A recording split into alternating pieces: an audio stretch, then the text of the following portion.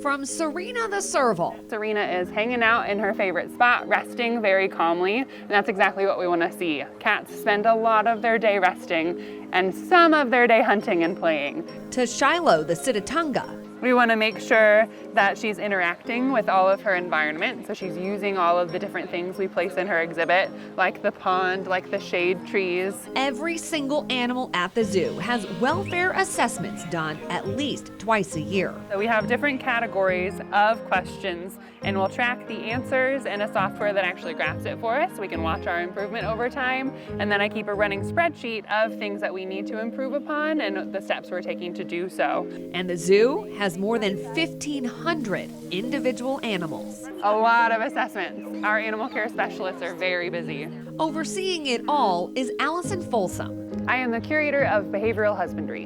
And what is that exactly? That is a good question. Behavioral husbandry is a part of animal care. So if we really break that down, husbandry is essentially what zoological professionals use when they're talking about animal care. It's cleaning, it's feeding, it's enriching, it's observing, it's all of that. So when you specify behavioral, you're really looking at the training, enrichment, and welfare, kind of the outputs of all of our inputs, basically. Got it. Making sure animals are healthy and happy.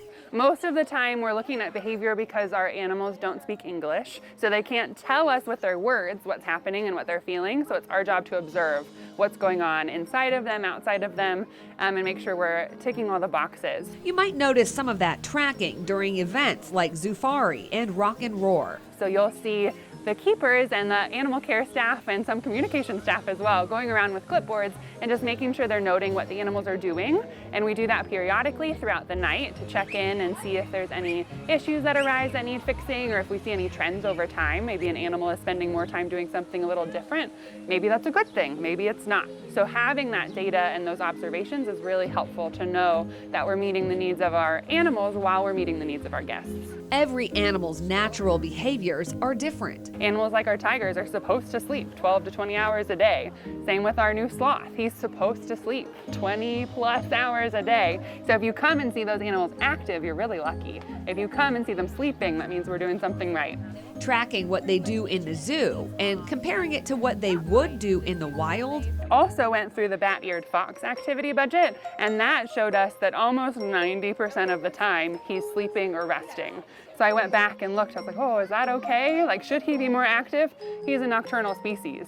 These behavior observations were done from 10 a.m. to 6 p.m. Of course he's gonna be resting, that's his nighttime. So now that does tell me that maybe we wanna look at that 6 p.m. to 10 a.m. window and make sure he's doing the appropriate behaviors overnight instead.